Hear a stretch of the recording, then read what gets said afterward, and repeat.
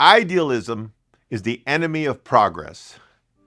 Now, you may have heard the phrase, perfect is the enemy of good. It's a common phrase in business that essentially means that the pursuit of perfection often keeps entrepreneurs from taking action. Political idealism is similar. One of the reasons it seems like nothing can ever get done in Washington is that both sides demand idealism and rarely are willing to sacrifice something small for something much more important. Idealism often disguises itself as virtue, but too often it's just about fear. History has taught us that idealism is one of the most effective ways to stop progress cold. When people refuse to act unless conditions are perfect, outcomes are pure, and intentions are spotless, nothing moves. Ideas stay ideas. Plans stay plans. And the world and our community stays exactly as it is. If Latinos are going to achieve our potential, we need to become more unified. And that means that we sometimes need to sacrifice idealism. Now, I've seen division regarding the recent events in Venezuela and the ongoing issues with ICE. The hope and optimism that our Venezuelan familia is feeling needs to be celebrated by all of us, even those of us that disagree on how regime change took place. Because history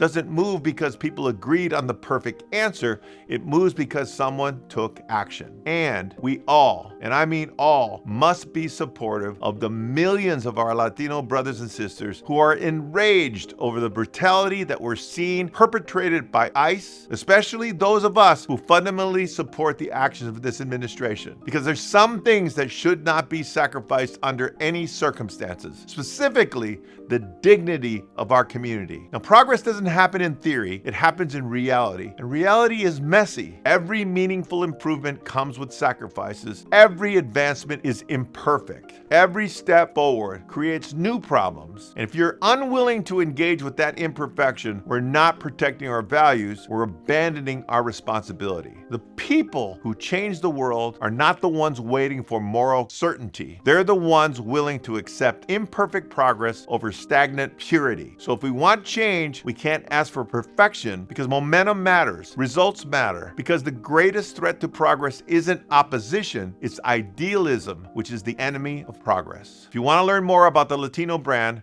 leadership, and building wealth, follow me for more.